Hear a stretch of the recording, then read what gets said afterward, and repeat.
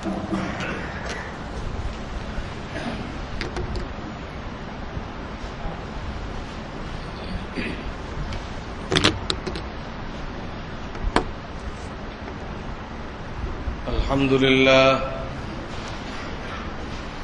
لله نحمده ونستعينه ونستغفره ونؤمن به ونتوكل عليه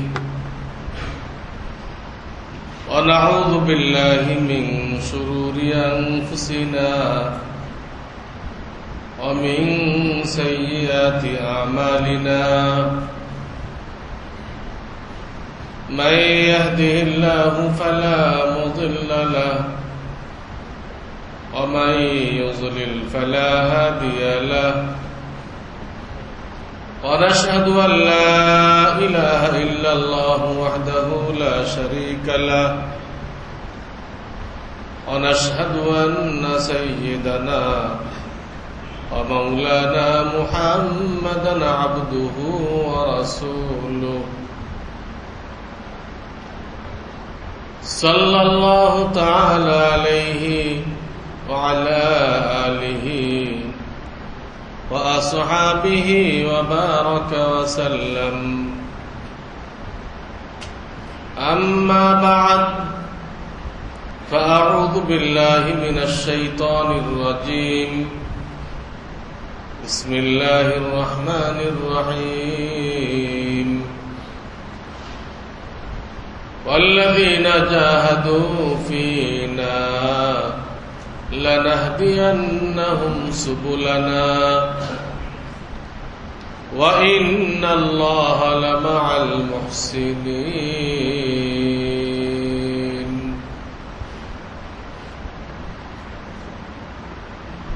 وقال تعالى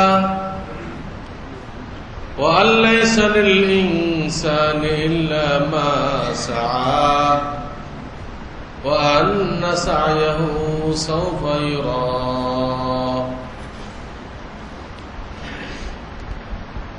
وقال رسول الله صلى الله عليه وسلم تركت فيكم أمرين لن تضلوا ما تمسكتم بهما كتاب الله وسنة رسوله.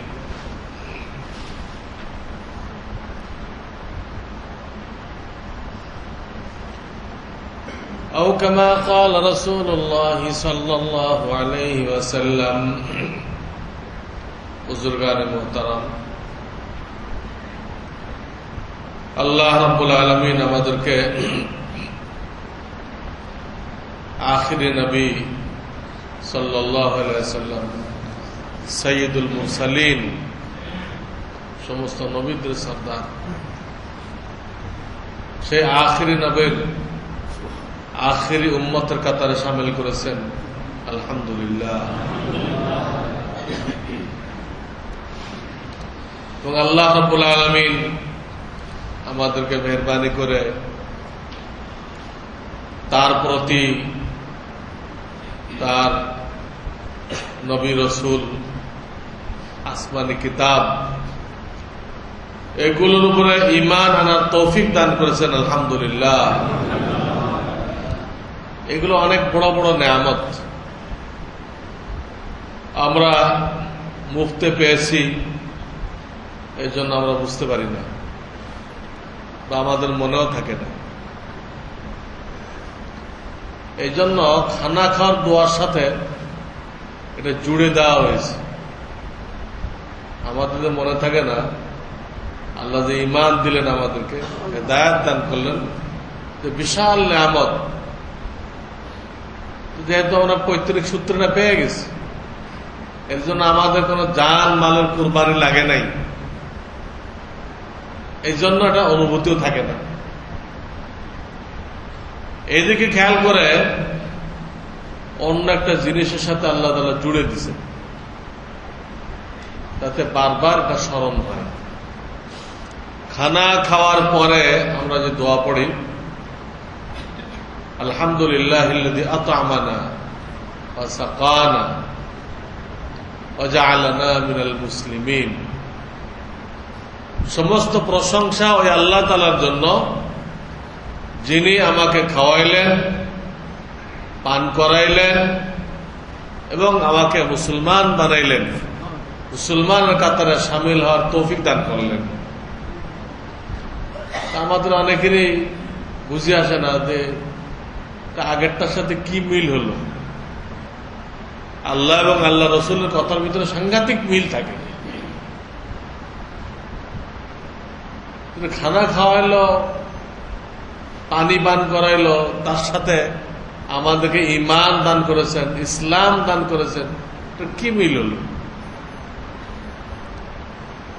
এর দুটা জবাব দেওয়া হয়েছে, আমি আগেও বলেছি।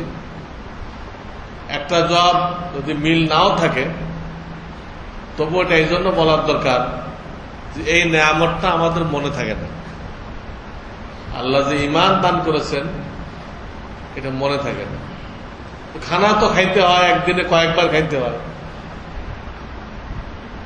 তো অতবার অন্তত খানার দোয়াটা পড়বে, ওই সাথে এই নেয়ামতটাকে স্মরণ করবে, স্মরণ করে আল্লাহ শুকর আদায় করবে। তো নেয়ামতটাকে স্মরণীয় করার জন্য খানা খাওয়ার দোয়ার সাথে এটাকে জুড়ে দেওয়া হয়েছে। এই হলো হিকমত। আর একটা জবাব দেওয়া হয়েছে যে আগের অংশের সাথে শেষের অংশের মিল আছে। দেখতে বেমিল হলো, আসলে মিল আছে। সেটা হলো এই যে খানা খাওয়াইছেন, পান করাইছেন, এগুলো হলো জাহিরি খানা, শরীরের খোরাক।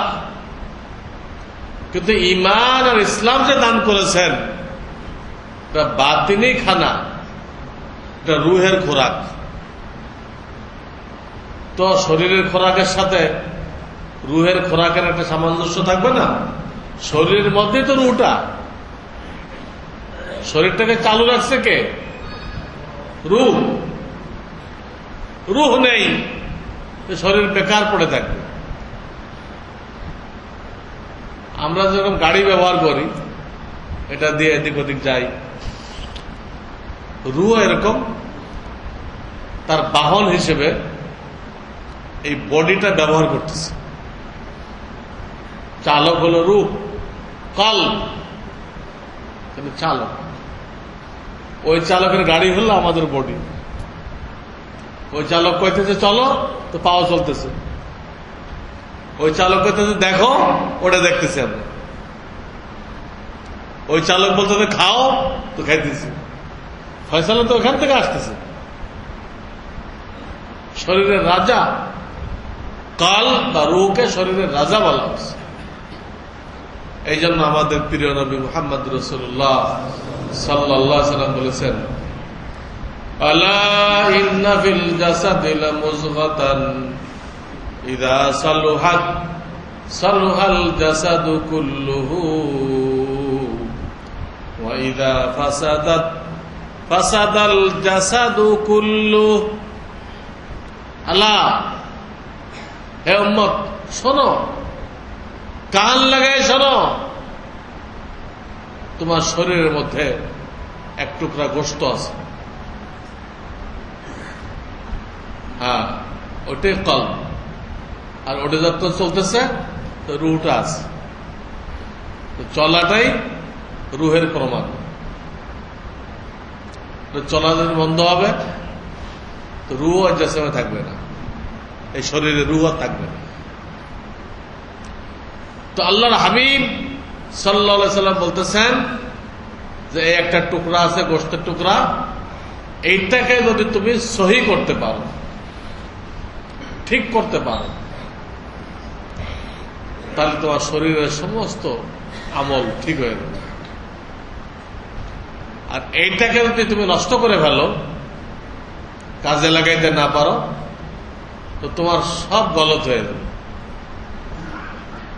বলতেছ তো মিথ্যা, 2 নম্বরই গীবাত, অপবাদ, এইগুলো বলতেছ। এই ছাড়ার মুখে আসে না। দেখতেছে তো নাজায়েজ বস্তু, অত বেহায়া বেলল্লাপানা সিডি এটা এখন দেখার বস্তু হয়ে গেছে।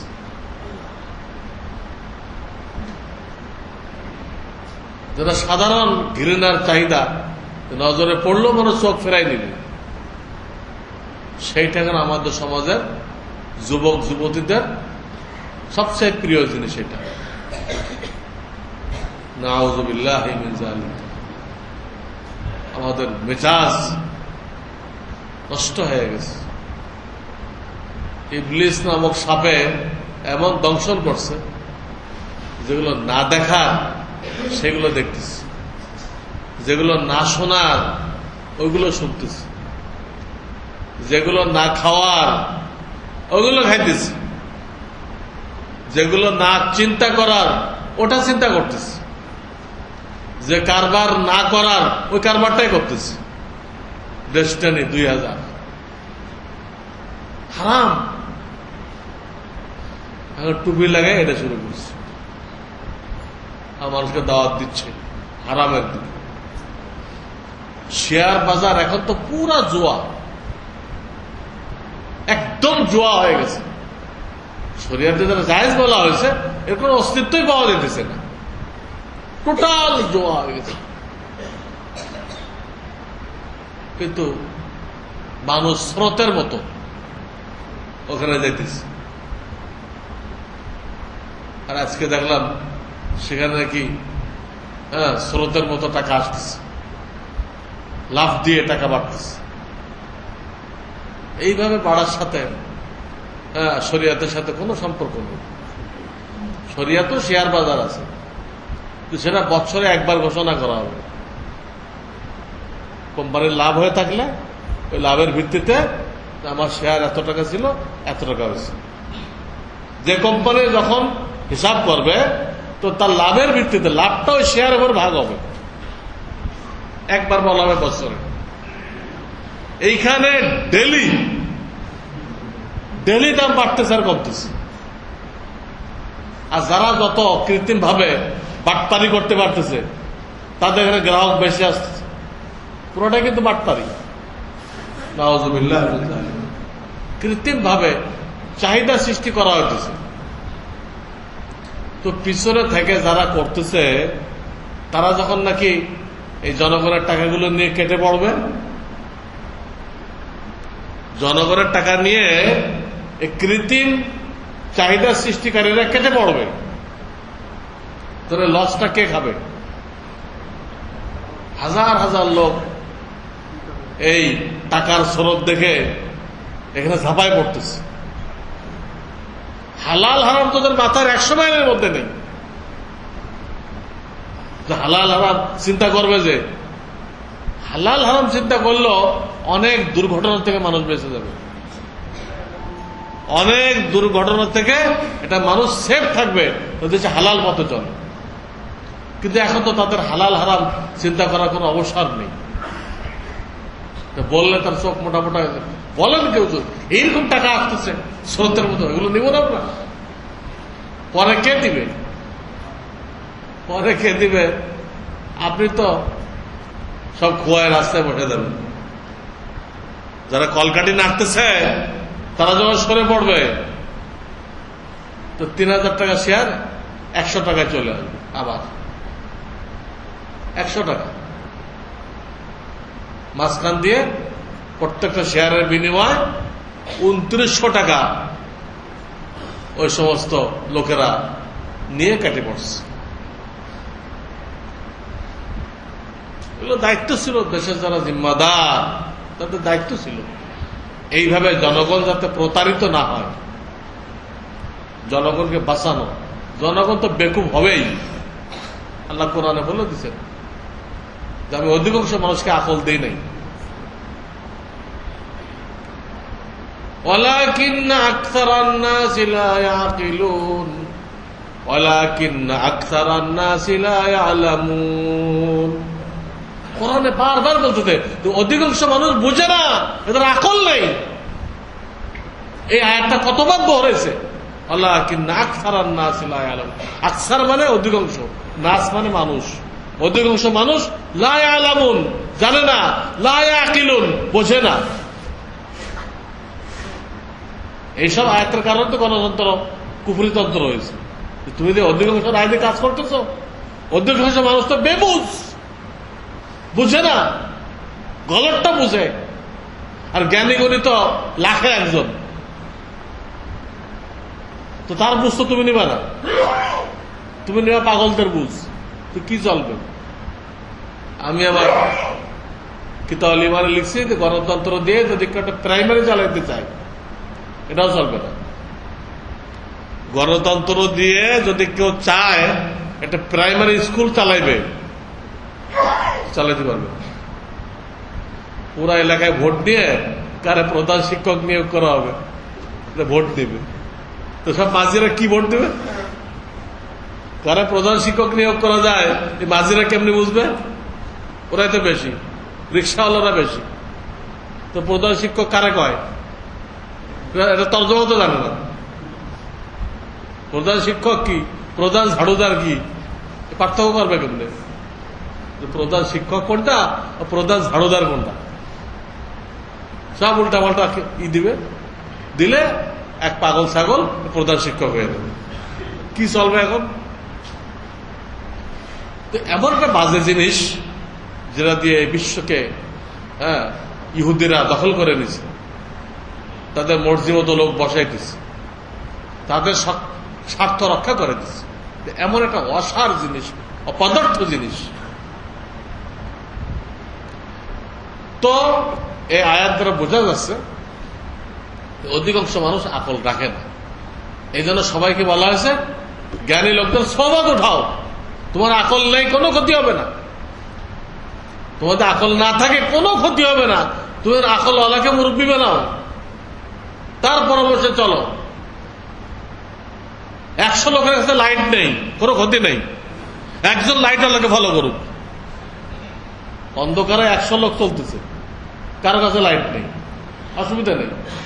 এই 100 লোক মিলে যদি কি করে, একটা লাইট ওয়ালাকে ফলো করে, আমরা লাইট ওয়ালা পিছিয়ে পিছিয়ে আছি। সবাই খালেও পড়বে না, ড্রেনেও পড়বে না, মেন হলেও পড়বে না। আর যদি আমরা কি কম বুঝি নাকি? আমরা আমাদের মতো চলবো। এই 100 জনে হারাই যাবে। কেউ খালে পড়ছে, কেউ ড্রেনে পড়ছে, কেউ মেন হলে পড়ছে, এদের কোনো নাম নিশান হবে। এই জন্য সোহবত লাজেম, কারোর পরামর্শ অনুযায়ী চলা, যাকে লোকের আকলমান মনে করে, জরুরি জিনিস। তো বলতেছিলাম পাবলিক তো এগুলো করবেই, প্রতারিত হবেই। এদেরকে প্রতারণা থেকে বাঁচানো যখন যারা দায়িত্বে থাকবে দেশের, তাদের দায়িত্ব, তাদের দায়িত্ব।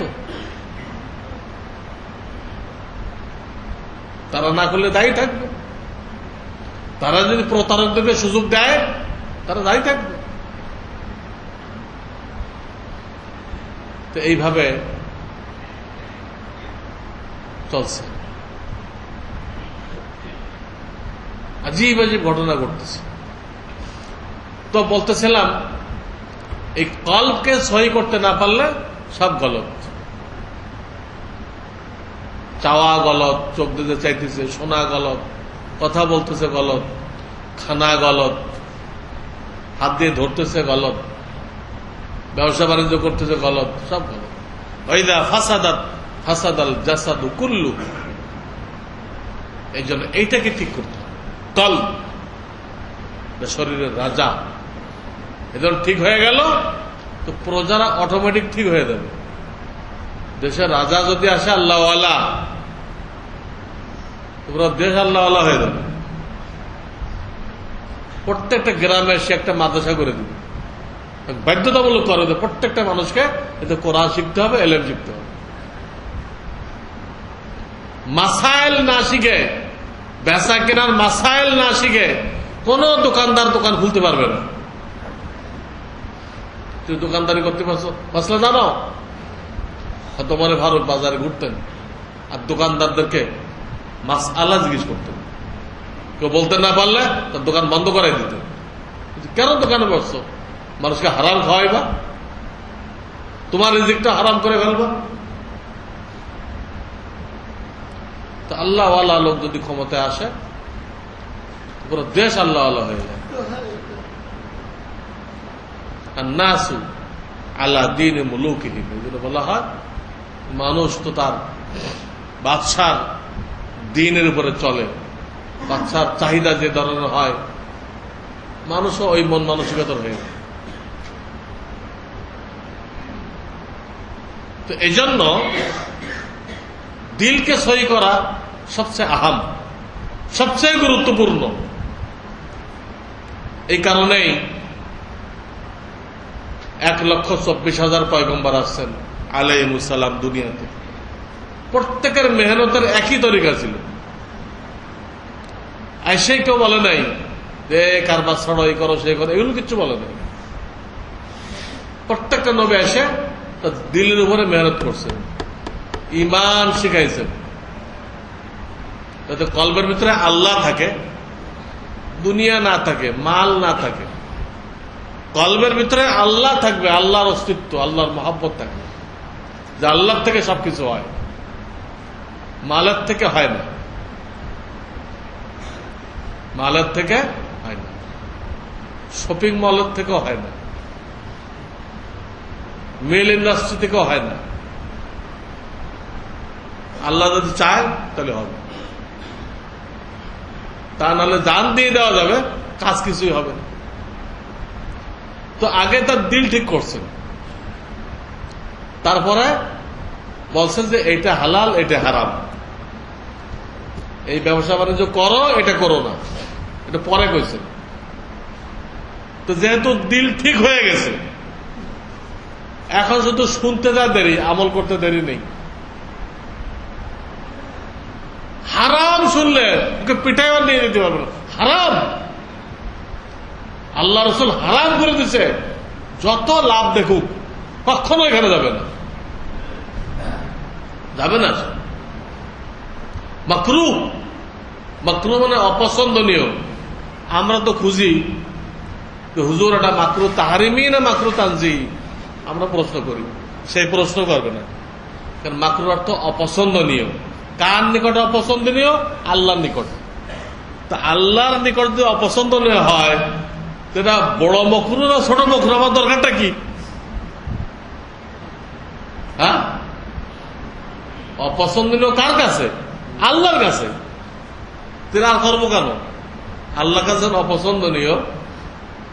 তো ফুকাহাদের পরিভাষায় যদি মাকরু তানজিও হয়, তো এটা আমার দরকার নেই। মাকরু যখন আমি করবো না, এই মানসিকতার হবে। এই জন্য সমস্ত আম্বিয়া ইকরাম আলাইহিস সালাম তাদের লাইন একটাই, মানুষের দিল তৈরি করে,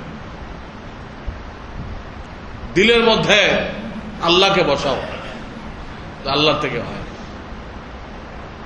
রসুলের তরিকায় কামিয়াবি। আমি গণতন্ত্রের মধ্যে কামিয়াবি দেখতেছি, কেউ মাওসেতিকর তরিকার মধ্যে কামিয়াবি দেখতেছে, কত মানুষ কত তরিকার মধ্যে কামিয়াবি দেখতেছে। কিন্তু তখন দিলের উপরে মেহনত হবে, তো এসব বাদ হয়ে যাবে। না, আল্লাহ রসুল যারা বলে গেছেন ওইটা একমাত্র তরিকা, এর মধ্যেই কামিয়াবি নিহিত। এর বাইরে যতই চটকদার হোক, এর ভিতরে ধ্বংস। এই জন্য তামাম আম্বিয়া কিরাম আলাইহিস সালাম মানুষকে দিল সহি করার লাইনে আগে মেহনত করেছেন। মক্কাতে আল্লাহর হাবিব সাল্লাল্লাহু আলাইহি সাল্লাম 13 বছর ছিলেন। এখানে ইমানের মেহনতের পরে একটা আমল আসছে, নামাজ। হিজরতের 2-3 বছর আগে মেরাজে গেলেন, এই নামাজ নিয়ে আসলেন, 5 ওয়াক্ত নামাজ। 13 বছরে একটা হুকুম, বড় আরকান আহকাম একটা পাইলেন, আর বাকিগুলো মদিনা যায় আসছে। রোজা, যাকাত, হজ মক্কা আসেনি। তাহলে কি পরিমাণ মেহনত হয়েছে ইমানের উপরে? কিন্তু আমরা ইমানের উপরে মেহনতের ব্যাপারে জিরোতে আছি, দুর্বল ইমান। এই জন্য সামান্য কারণে আমরা প্রেশান হয়ে যাই, সামান্য কারণে প্রেশান হয়ে যাই। কাফেরদের নাম শুনলে ঘরে বসে আমরা ভয় পাই, হার্ট অ্যাটাক করে, এত ভয় পাই আমরা। তো কাফেরের দিকে ভয় কে দেয়? শয়তান দেয়। ইন্নামা যালিকুমুশ শাইতান ইউখাফফিফু আউলিয়াহু। আল্লাহ নিজে কোরআনে বলেছে, আর এটা তো শয়তান, সে তার বন্ধুদের থেকে তোমাকে ভয় দেখাই দিচ্ছে। শয়তান তার বন্ধুদের থেকে তোমাকে ভয় দেখাই দিচ্ছে, কোরআন বলতেছে।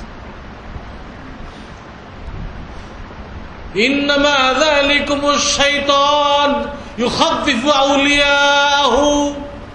তার বন্ধু বড় বড় কাফের রাষ্ট্র, শয়তানের বন্ধু, এদের থেকে শয়তান আমাদেরকে ভয় দেখায়। আল্লাহ বলতেন, ফালা তাখাফুহুম ওয়াখাফুনি। হে মুমিন, কখনো এদেরকে ভয় করবে না, একমাত্র আমাকে ভয় করো, একমাত্র আমাকে ভয় করো। ফালা তাখাফুহুম ওয়াখাফুনি। শয়তানের কাজ। আমাদের ঈমান দুর্বল হওয়ার কারণে আজকে আমরা এত ভয় পাইতেছি। অথচ সেই যুগের মুসলমানদের অবস্থা দেখেন, গজওয়ায়ে মুতাতে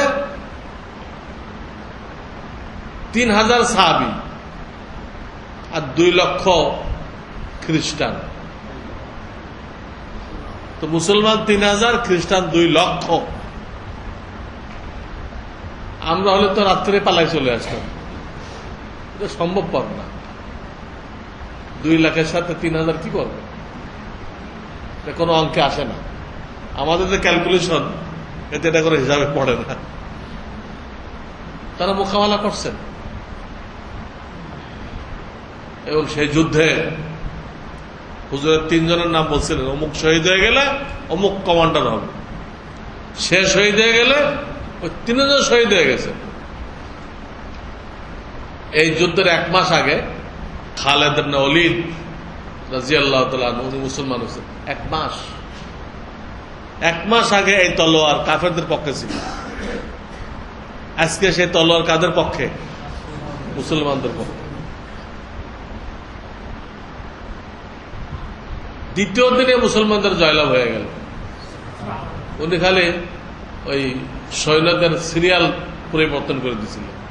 ইসলামী জিহাদে সৈন্যদেরকে 5টা গ্রুপ করা হয়। ডান দিক যারা থাকবে মাইমানা, বাম দিকে মাইসারা, মাঝখানে তল, সামনে মুকাদ্দামাতুল জাইশ, পিছনে খালফ। মাইমানা, মাইসারা, খালফ, তল, মুকাদ্দামা। তো এই মুকাদ্দামা, এই 5টা যে গ্রুপ ছিল, এটাকে চেঞ্জ করে দিলেন দ্বিতীয় দিন। যুদ্ধটা পলিসি ছিল না, ওটা জায়েজ। আল হারবু খুদাতু। আল্লাহর হাবিব বলেন যে লড়াইয়ের ময়দানে কাফেরকে ধোঁকা দেওয়া জায়েজ আছে। কাফেরের সাথে কোনো ওয়াদা দেওয়া থাকলে ওয়াদা খেলাপ করা জায়েজ নেই। কাফেরের সাথে দিল, মুসলমানের জবান কিন্তু আজীব। জবান যার সাথে দিবে এটার কোনো অবস্থায় নড়চড় করা যাবে না। জবান জবান জান গেল, ওইটা জবান নড়চড় করা যাবে না।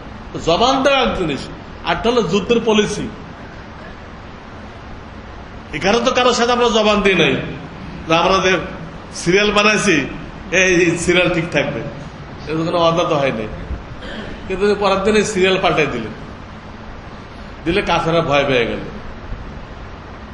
ওরা তো ওদের সিরিয়াল ঠিক রাখছে। কারণ দেখে যে কালকে যারা ছিল আজকে সব নতুন, সব নতুন। তখন তারা মনে করলো রাতের অন্ধকারে মুসলমানদের আরো নতুন নতুন সৈন্য আসছে, ওদেরকে সামনে করা হয়েছে। কালকে এগুলো পিছনে কোথাও লুকায় রাখছে, এগুলো পরে আসবে। এই খেয়াল করে ওদের দিল টুটে গেল, দিল বসে গেল। তো দিল বসে গেল আর হাত চলে না, তো হাতের থেকে অস্ত্র পড়ে গেল। কে কোন দিক পালাবে, এর জন্য পরেশান হয়ে গেল। তো তাদের ইমানি শক্তি কি ছিল, আর আমাদের অবস্থা কি? আমরা একটু শুনলাম কি পাশ হয়েছে, এ হয়েছে, এ হয়েছে, বাস ইসলাম ছেড়ে দে, হাত মুখ ধুয়ে বসে আছে। না, আর ইসলাম মানা যাবে না। মাসলা কি? মাসলা এই, যদি ইসলাম অনুযায়ী চলা না যায়, হয় আইন বদলাইতে হবে, আর না ওই দেশ ছেড়ে চলে যেতে হবে। মুসলমানরা সকলে মিলে চেষ্টা করে কোন গলত আইন যদি পাশ হয় পরিবর্তন করতে হবে। যদি পরিবর্তন করতে না পারে, তাহলে দারুল হার্ব হয়ে গেছে, ওই দেশ ছেড়ে, কাফেরদের দেশ হয়ে গেছে, ওই দেশ ছেড়ে অন্য কোথাও চলে যেতে হবে, হিজরত ফরজ হয়ে যাবে। হয় জিহাদ করে আইন পরিবর্তন করবে, আর সেটা যদি সম্ভবপর না হয়, শক্তি না থাকে, তো ওই দেশ ছেড়ে অন্য দেশে চলে যেতে হবে, যেখানে আল্লাহর হুকুম অনুযায়ী চলা যায়। আল্লাহ কোরআনে বলছেন, ইন্না আরজি ওয়াসিয়াতুন ফাইয়া ফাবুদুন। হে আমার বান্দা, আমার জমিন প্রশস্ত, যেখানে বলো ওইখানে যায় আমার গোলামি করো, আমার হুকুম মানো। এখানে মানতে পারতেছ না, চলে যাও এখান থেকে, চলে যাও।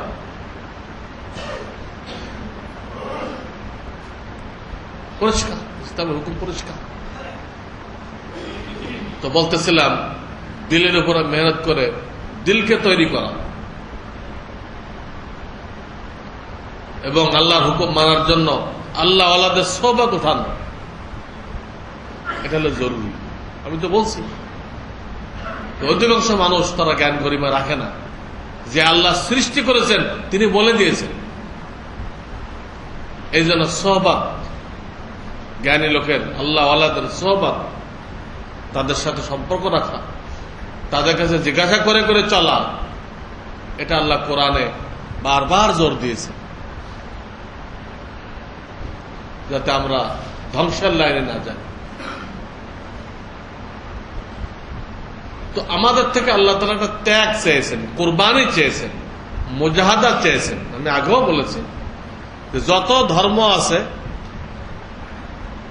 সব ধর্মে ঈদ আছে। তো দেখা যায় তাদের ঈদগুলো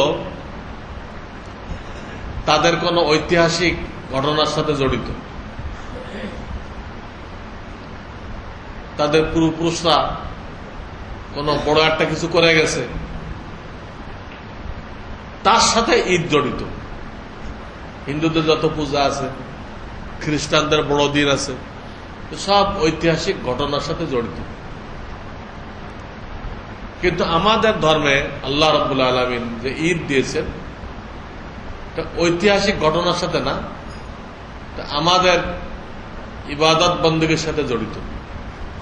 আমাদের ত্যাগ, আমাদের কোরবানির সাথে জড়িত। 1 মাস রোজা রাখছে, এই রোজা সামনে নিয়ে একটা ঈদ দিছে, রোজা রাখছে, এর নগদ খুশি। এটা আসল খুশি তো জান্নাতে, নগদ খুশির জন্য একটা ঈদ দিয়েছে। আবার সামনে কুরবানি করতে হবে, কুরবানি, তো তার জন্য কুরবানি আছে, ওখানে 9 দিনের রোজা আছে, ওইসব ইবাদতগুলো মিলায় আইয়ামে তাশরিক আছে, কয়েকটা ইবাদত আছে। আর হাজিদের জন্য হজ আছে। হাজিদেরকে বাদ দিলেও এখানে কুরবানি আছে, আইয়ামে তাশরিক আছে, 9 দিনের রোজা আছে। তার মধ্যে 9ম তারিখের রোজা, যারা হাজি হজ করতে যায় নাই, তাদের জন্য এত বড় ইবাদত, 2 বছরের গুনাহ মাফ হয়ে যায়। হাজিদের জন্য মুস্তাহাব না এটা। হাজিদের তো 10 তারিখ অনেক কাজ, যে কাজের খাতিরে আল্লাহ তাদেরকে ঈদের নামাজ মাফ করে দিচ্ছেন। ঈদের নামাজ মাফ, এত দায়িত্ব। ওই দায়িত্ব আদায় করতে যায় যাতে তাদের কোনো ভোগান্তি না হয়, কষ্ট না হয়, এই জন্য তাদেরকে আরাফার দিন রোজা রাখতে বলা হয় নাই। স্বয়ং নবী আলাইহিস সালাম বিদায় হজে আরাফাত দিন রোজা রাখেননি। সাহাবায়ে কেরাম সন্দেহ করতেছিলেন হুজুর রোজা কিনা, এই দিন রোজা রাখার ব্যাপারে খুব আমাদেরকে তাকিদ করেছেন। 2 বছরের গুনাহ মাফ, 1 বছরের পিছনে আর 1 বছর সামনে, 2 বছরের গুনাহ মাফ। এই হাদিস থেকে আনোয়ার শাহ কাশ্মীরি মুহাদ্দিস জালিল তিনি বলেন, এর দ্বারা বোঝা যায় এই রোজা যারা রাখবে তারা অন্তত আর 1 বছর হায়াত পাবে। মানে আর 1 বছরের গুনাহ মাফ হবে কেমনে? হায়াতই নেই, কোনটা মাফ হবে? এই রোজার ভিতরে ইঙ্গিত আছে, এই রোজা যারা রাখলো তারা আর 1 বছর অন্তত হায়াত পাবে।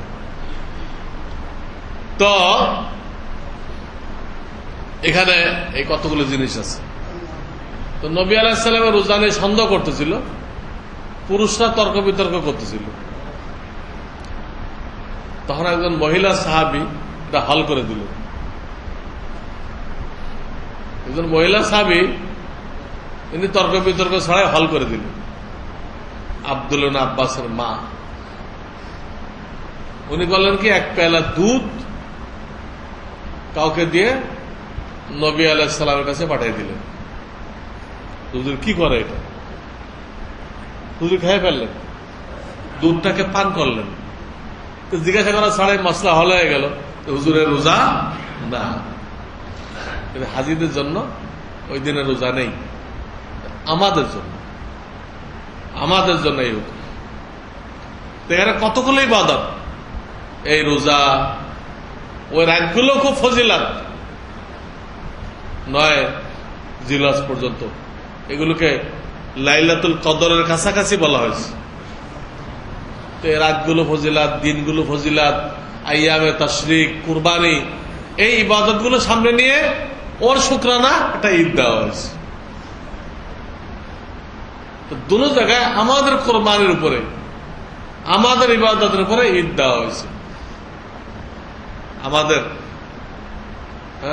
বাপদাদা পূর্বপুরুষ তাদের কোন ঐতিহাসিক ঘটনার উপর দেওয়া হয়নি। ঘটনা থাকলে থাকতে পারে, নিষেধ না, কিন্তু ওটাকে ভিত্তি বানানো হয় নাই। ভিত্তি হলো আপনার আমার ইবাদত।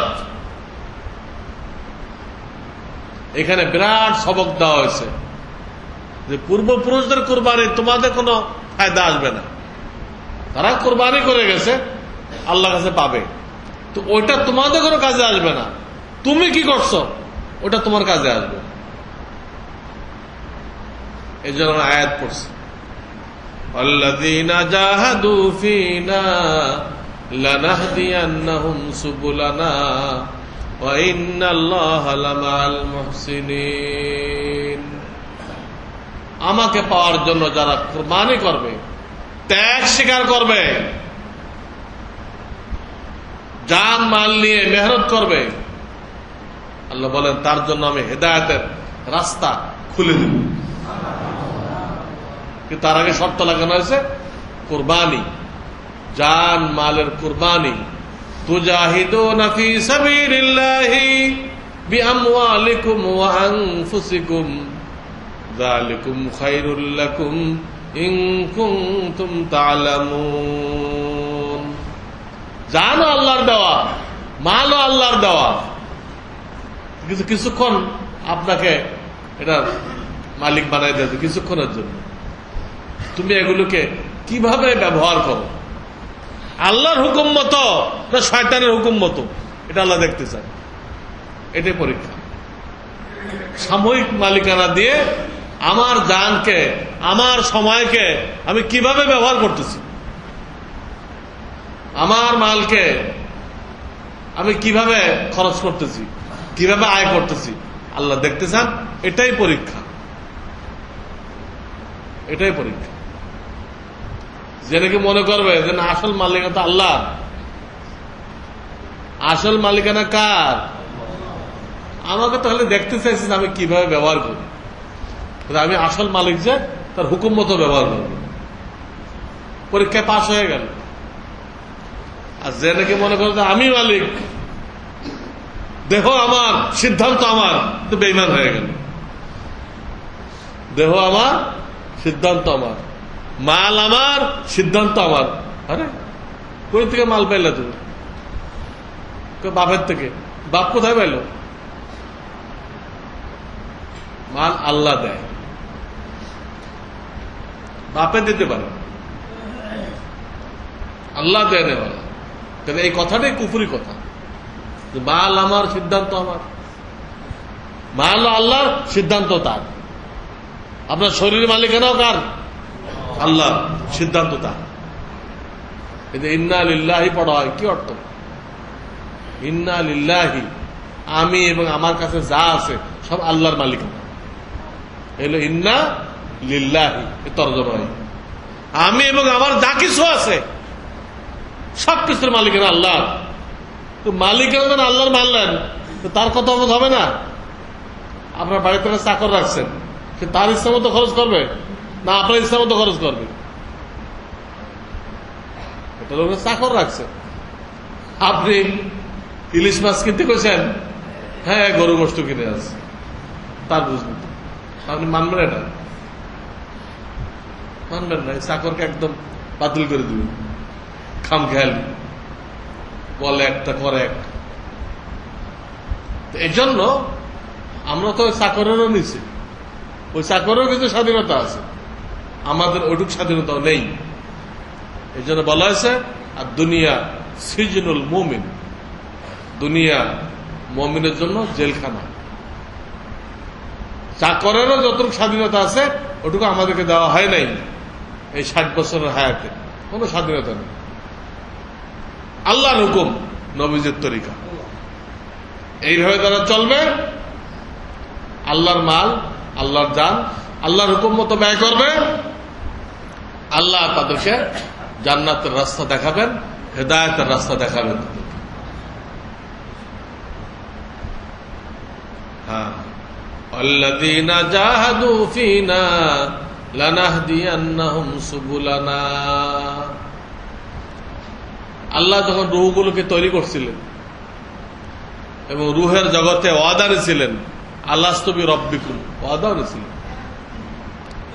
আল্লাহ চাইলে কিন্তু তখনই 2 দল করে এক দলকে বেহেশতে পাঠিয়ে দিতে পারতেন, আর এক দলকে জাহান্নামে পাঠিয়ে দিতে পারতেন। কারণ আমরা দুনিয়া এসে কি করব না করব এসব আল্লাহ তাআলা আগের থেকে জানতেন। তার ইলম এত ব্যাপক, এত বিস্তীর্ণ, তার জানার মধ্যে এক চুল কোনো ভুল হবে না, এইভাবে জানেন। তো তিনি এক দলকে বেহেশতে দিতে পারতেন, এক দলকে দোজখে দিতে পারতেন, কিন্তু করেন নাই। দুনিয়ায় পাঠাইছেন, মায়ের পেট হয়ে দুনিয়ায় পাঠাইছেন, আবার কবরের পেট হয়ে আখিরাতে যেতে হবে। মায়ের পেট হয়ে দুনিয়ায় আসছে, আর কবরের পেট হয়ে কোথায় যাবে? কোত্থেকে আসছি, কোথায় যাব জানা থাকতে হবে। কোথায় যাব আমরা? কেন পাঠাইলেন? এখানে আমাদেরকে দিয়ে হাতে কলমে এগুলো করাই নেবেন, নিয়ে আসমান জমিনকে সাক্ষী রাখবেন। উশহিদুকুম আস-সামাওয়াতি সাবআ ওয়াল আরাদিনা সাবআ, হাদিস আছে। আমি তোমরা কি করতেছ না করতেছ আমি এর উপরে 7 আসমান জমিনকে সাক্ষী রাখবো। আমি নিজে সাক্ষী থাকবো, তোমার হাত পাওকে সাক্ষী রাখবো, তোমার হাত পা, তোমার চামড়া, এটাও সাক্ষী দিবে আমাদের, সব সাক্ষী। এরপরে আল্লাহ বিচার করবেন। কোন বিচারক নিজের জানা অনুযায়ী বিচার করতে পারে না। বিচারককে এই এখতিয়ার দেওয়া হয় নাই, এই পাওয়ার দেওয়া হয় নাই যে তুমি বিচারক যা ইচ্ছা করো। কোন বিচারককে আল্লাহ তাআলা যা ইচ্ছা করার পাওয়ার দেন নাই, যা ইচ্ছা বিচার করার পাওয়ার দেন নাই। সুতরাং সে যদি কোনো বিষয় জানে তো সে কোন বিচার করতে পারে না। নিয়ম হলো সাক্ষী প্রমাণ খাড়া করো, সাক্ষী প্রমাণ দিয়ে বিচার করতে হবে।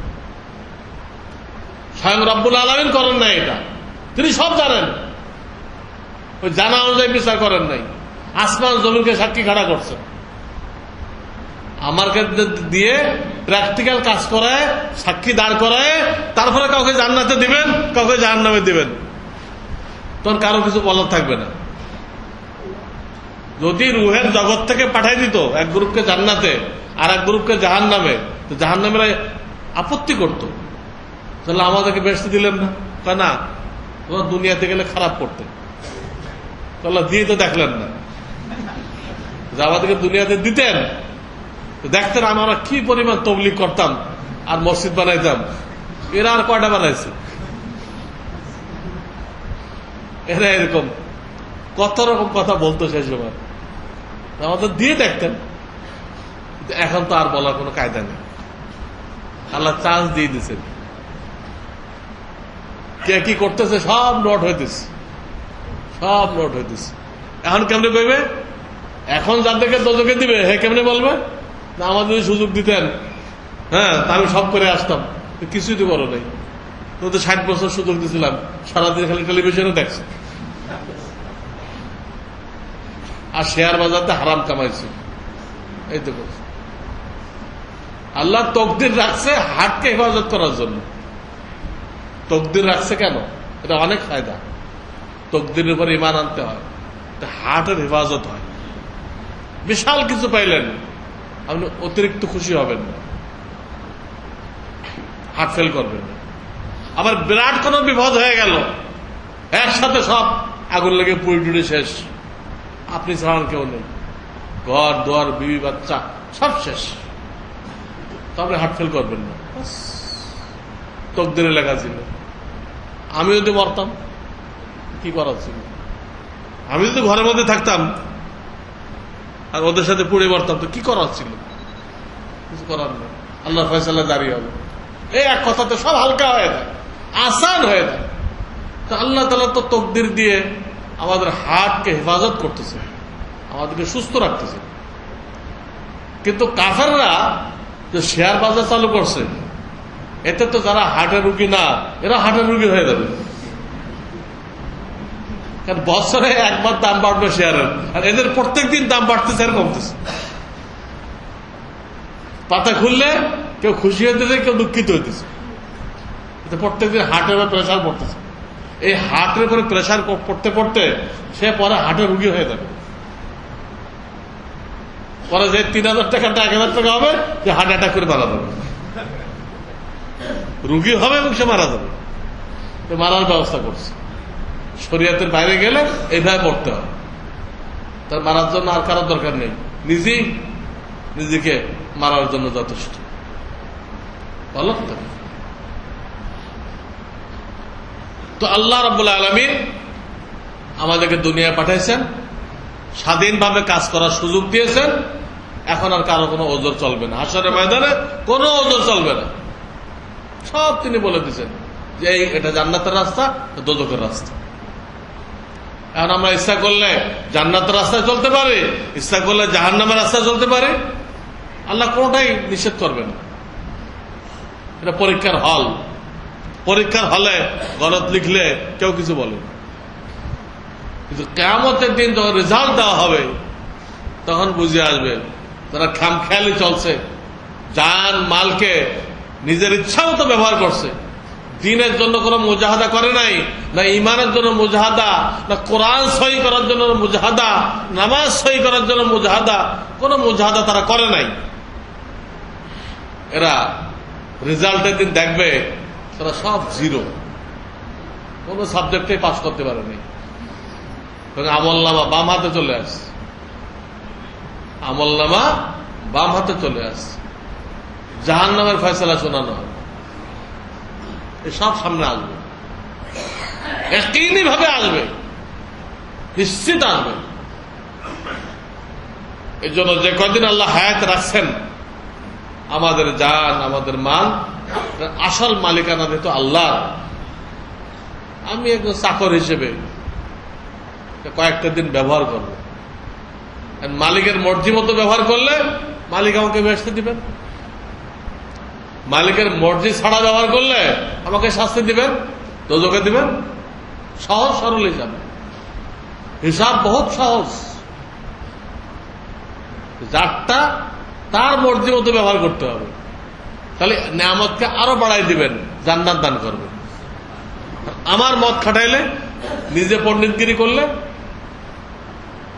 মালিক অসন্তুষ্ট হবেন, উনি জেলখানায় পাঠাবেন। আল্লাহর জেল হলো জাহান্নাম। কাজেই আমরা এই সংক্ষিপ্ত হায়াতকে আল্লাহ আল্লাহদের সোহবাতে বসে কিভাবে জান মালকে আল্লাহর মর্জি মতো ব্যবহার করতে পারি শিখতে হবে। শেখার একমাত্র তরিকা আল্লাহ আল্লাহদের সোহবত। আপনি একা কিতাব মোতালা করে আল্লাহ আল্লাহ হয়ে যাবেন, এর কোন রাস্তা নেই। আপনি একা কিতাব মোতালা করে, বেশিদের মোতালা করে, রিসার্চ করে আল্লাহ আল্লাহ হয়ে যাবেন, শরীয়তে সম্ভব হবে। টেলিভিশন থেকে, ইন্টারনেট থেকে, জাকির নায়েক থেকে ইসলাম শিখে ফেলবেন, যে নিজে কোরআন সহি করে পড়তে পারে না, যাকে কাফেররা হেফাজত করতেছে, যাকে কাফেররা হেফাজত করতেছে, এটা তো বোঝা যায় যে ইসলামের পক্ষে কাজ করতেছে না। তাহলে কাফেরদের কি টাকা পড়ছে? একে প্রোটেক্ট দেওয়ার মুসলমান বোঝে না, বাস ওর পিছনে দৌড়াইতেছে। আর সে এমন এমন কথা বলতেছে, মানুষ বেইমান হয়ে যেতেছে। এমন এমন কথা সে বলতেছে দিনের নামে, বেইমান হয়ে যায়। সে বলতেছে তাকলিদের কোনো দরকার নেই, মাযহাব মানার কোনো দরকার নেই। মাযহাব না মানা তো একটা কুফরের লাইন, গুমরাহির লাইন। এইভাবে মানুষকে গুমরাহ করা হয়েছে।